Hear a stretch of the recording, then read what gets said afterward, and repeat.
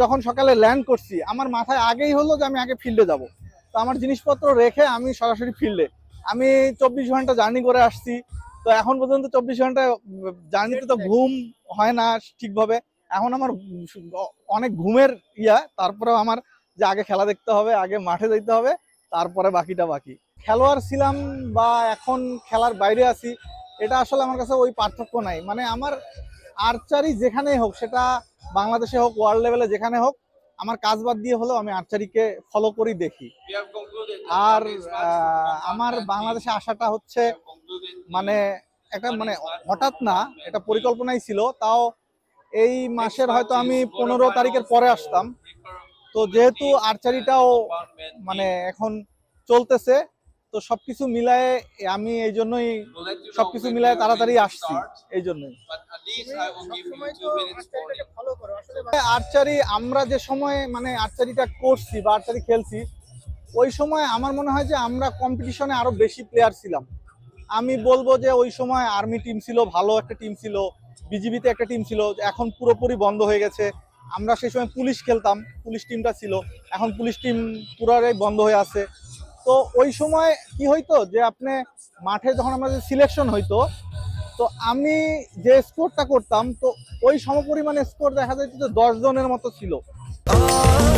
স্বাস্থ্যকর all time family cake, সব সময় অল টাইম হেলদি লাইফ। অনেকেই ছিল ওই সময়, এখন যারা আছে তারা তো আছে। ওই সময় সুমন দা ছিল, এহসান ভাই ছিল, তারপরে সজীব ভাই ছিল, মামুন ভাই ছিল। তো তারপরে হচ্ছে আর্মির। তো আমরা যখন একটা লাইনে ছিলাম তখন কম্পিটিশনটা আরো বেশি ছিল আমাদের ওই সময়টা। তো যার কারণে টিমটা আমার মনে হয়েছে ওই সময় স্ট্রং ছিল এখনকার তুলনায়। তো এখন যারা করতেছে ভালো করতেছে, কিন্তু আমার মনে হয় যে সিলেকশনে যে একটা মানে শক্ত টিম হয়ে আসতে হয়, এইটা মনে হয় নাই। ওরাই 5-6 জন একটা টিমে আছে, ওরাই সিলেকশন করে একটা ন্যাশনাল টিম। তো 6 জন বা 8 জন থেকে একটা ন্যাশনাল টিম, আর 20 জন থেকে একটা ন্যাশনাল টিম, এটাই তো অনেক পার্থক্য তৈরি করে। আমি তো বরাবরই মানে আমি যখন ছিলাম, তো তখন আমার কম্পাউন্ড আমাদের কথা হচ্ছিল যে অলিম্পিকে আসবে। তখন এটা কিন্তু আমাদের ভিতরে কাজ করতো যে অলিম্পিকে আসবে মানে তখন অনেক কিছুই পরিবর্তন হয়ে যাবে। তো এটা আসছে, আমি খুবই খুশি। কারণ কম্পাউন্ডে অলিম্পিকে আসার পরে আমরা যেমন বাংলাদেশে আগে শুধু রিকাপকে নিয়ে পরিকল্পনা ছিল, বাংলাদেশ না, এটা গোটা ওয়ার্ল্ড আর্চারিতে এই কম্পাউন্ডটাকে সেভাবে গুরুত্ব দিত না। এখন যেহেতু আমাদের একটা ইভেন্ট আসছে, তো এটা গোটা ওয়ার্ল্ড আর্চারি থেকে শুরু করে আমাদের বাংলাদেশ আর্চারি এখন ধরেন এনওসি, তো ওইভাবে আমাদের কম্পাউন্ডকে আগে গ্রহণ করতো না, বা আমাদের কম্পাউন্ডের ওইভাবে সুযোগ সুবিধা ছিল না। এখন সেখানে অনেক উন্নতি করবে, সুযোগ তৈরি হবে। কিন্তু তারপরেও আমার মনে হয় যে আমাদের কম্পাউন্ডের একজন স্পেশালি কোচ দরকার বাংলাদেশে। যেমন আমাদের মার্টিন ফ্রেডরিক স্যার, উনি খুবই ভালো মানের কোচ, কিন্তু উনি স্পেশালি রিকাবের কোচ। তো আমার মনে হয় যে কম্পাউন্ডের যদি একজন স্পেশালি কোচ হয় বাংলাদেশের টিমের, তখন বাংলাদেশের টিমের আজকের এই লেভেল থেকে আরো অনেক উপরে উঠবে।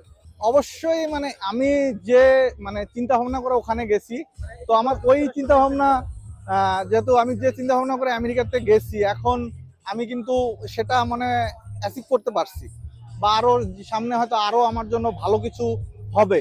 কিন্তু আর্চারির যে জায়গাটা, বাংলাদেশের যে জায়গাটা, এটাকে আমি আর্চারি তো সবসময় মিস করি, বাংলাদেশকে সবসময় মিস করি। ধরেন আমি আজকে যখন আসলাম, যখন প্রথম বাংলাদেশে এসে নামছি, এটার যে একটা মনে করেন মানে ভালোবাসা, এটা আসলে সুযোগ আসবে অবশ্যই।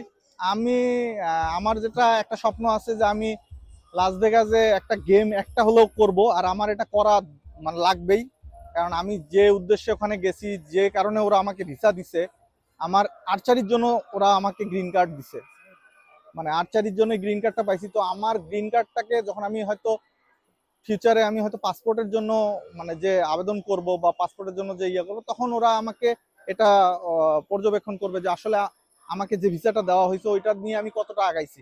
তো আমার এর জন্য আর্চারি আমাকে করতে হবে, এবং আমি নিজে মানে খুবই উৎসাহী ওখানে আর্চারি করার জন্য, বিশেষ করে ভেগাস করার জন্য। আমি 2030-এর আগে অন্তত একটা ভেগাস খেলবো, এটা আমার স্বপ্ন।